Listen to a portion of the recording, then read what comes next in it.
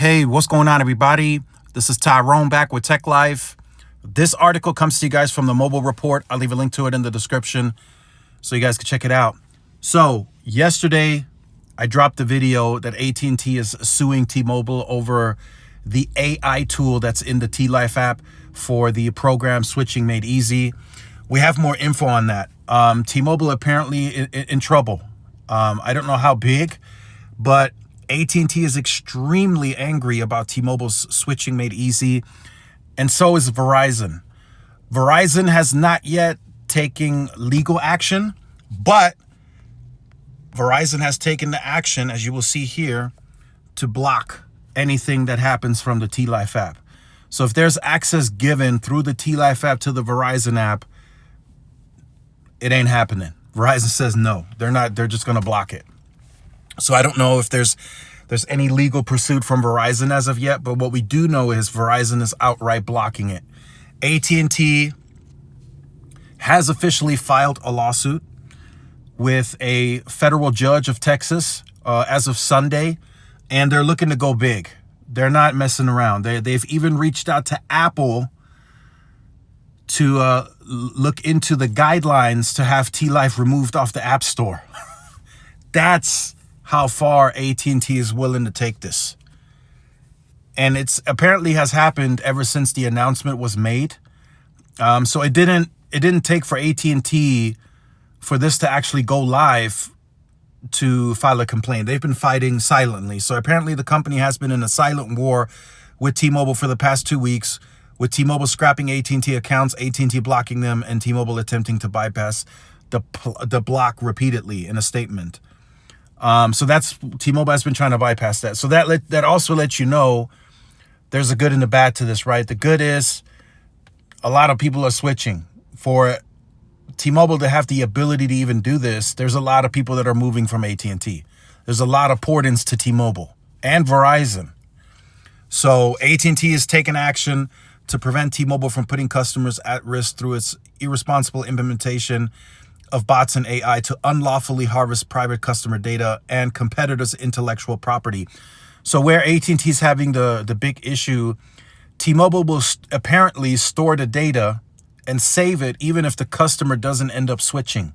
So the customer goes through the process, right? The impulse buying that T-Mobile talked about, and they'll be on their couch ready to buy. They go through the T-Life app, they go through the system, they have the customer log into the AT&T app. T-Mobile pulls all that information. The customer doesn't end up switching for whatever reason, and T-Mobile still keeps the data. That's the issue that AT&T is having with all this. So AT&T with their personal information, and we will continue to protect them from T-Mobile's reckless business practices by giving them not an unknown bot control of their personal data. So another problem with this is, say T-Mobile stores that data, which they're apparently doing. 6 months from now, T-Mobile gets hacked. Now, all of that AT&T customer data is part of that hack. And that customer now, it didn't even switch to T-Mobile, but their information is now out. So that's another issue that AT&T is having with this. And then you guys can read and check out the rest for yourselves. AT&T sent T-Mobile a cease and desist letter on November 24th, demanding T-Mobile stop the scraping process or scrapping. T-Mobile responded 2 days later, refusing, stating that the process was legal because customers themselves log into their own wireless account. And that's what I said in the video yesterday. If the customer is willingly giving you the username and the password, it should be legal. So like, as an example, if this is done separately without T-Life, if the customer goes into the store, they open up their AT&T app willingly, that store rep has now been giving access into that account to pull whatever information they need. T-Mobile now is just doing that through the AI.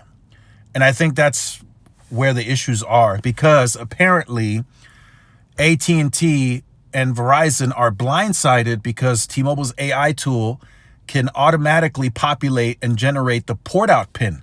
The customer doesn't even have to call in to look for it. That's how switching is made easy by T-Mobile. They're literally have instructed the AI tool to pull the port pin So that's something the customer doesn't even have to do. And that's a problem too, because now you don't have the option to give a retention offer. Say the customer is pulling their own port pin, as we've recently seen from Verizon, or they call in for it.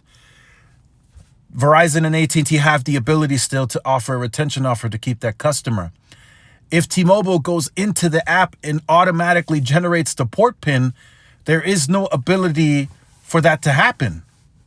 That's a switch waiting to happen, and there's nothing AT&T and Verizon can do about it. So this is going to get interesting. And as you can see, AT&T even complained to Apple, and they're looking to have the App Store review the guidelines and try and have it removed. So far, there's no sign of Apple taking action to suspend or remove the T-Life app, but who knows, right? Who knows what could happen? So like I said, check out the rest of this article for yourselves. I'll leave a link to it in my description. Again, this is going to get very interesting.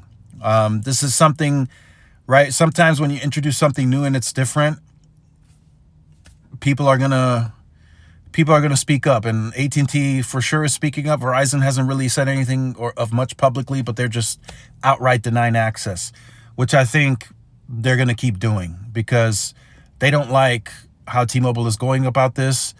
And also another big one, they don't like that the port pin is automatically generated. They have no way of trying to keep that customer. As Dan Schulman said, grow through retention. That T-Mobile has essentially killed that with this AI tool. But let me know your thoughts in the comments on this. Let me know how you think this is going to go. Like, share, subscribe if you're new, and I'll see you in the next one. Peace.